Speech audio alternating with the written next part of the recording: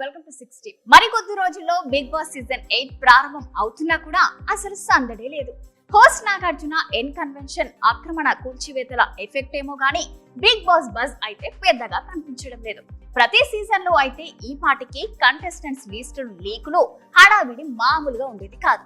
అయితే big boss షోని సెలబ్రిటీలు సీరియస్ గా తీసుకోవడం ఎప్పుడో మానేశారు. దాంతో సీరియల్ యూట్యూబ్ బ్యాచ్ లని కంటెస్టెంట్స్ గా తీసుకొస్తున్నారు. బిగ్ బాస్ అంటే సెలబ్రిటీ షో అనేది ఒకప్పటి మాట. కానీ ఇప్పుడు సోషల్ మీడియాలో ఎక్స్పోజింగ్ చేసే బ్యాచ్ లను రంగు వ్యవహారాలతో నిరంతరం వార్తల్లో నిలిచే వాళ్ళను ఏరికోరి మరీ బిగ్ బాస్ హౌస్ లోకి ఎత్తుకొస్తున్నారు. ఈ మధ్య కాలంలో మీడియాకి వైరల్ గా మారిన రాస్తరుణ్ లావణ్య ఎపిసోడే ఇప్పుడు బిగ్ బాస్ షోకి కూడా వరంగా రాబోతుంది. బిగ్ బాస్ లవర్స్ షాక్ అయి షేక్ అయ్యే న్యూస్ ఏంటంటే బిగ్ బాస్ హౌస్ లోకి రాస్తరుణ్ రాబోతున్నాడంటూ మొన్నటి వరకు వార్తలు వచ్చాయి. అసలు హీరోగా స్టార్డమ్ ఏర్పరచుకున్న తర్వాత బుద్ధున్నవాడెవడైనా, పైగా గత సీజన్ లో చూసినోడెవడైనా బిగ్ బాస్ కి వస్తాడా?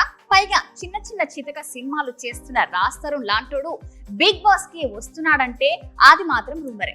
అతను రాడుగాక రాడు, ఇది ఫిక్స్. ఇకపోతే అతను రాకపోవచ్చు గాని రాస్తరుణ్ కి నమ్మిన బంటుగా ఉండి లావణ్య ఎపిసోడ్ లో ఆమెకి శత్రువుగా మారి ఆమె రహస్య భాగోతాలను బయటపెట్టిన శేఖర్ భాష బిగ్ బాస్ సీజన్ 8 కంటెస్టెంట్ గా కన్ఫర్మ్ అయ్యాడట.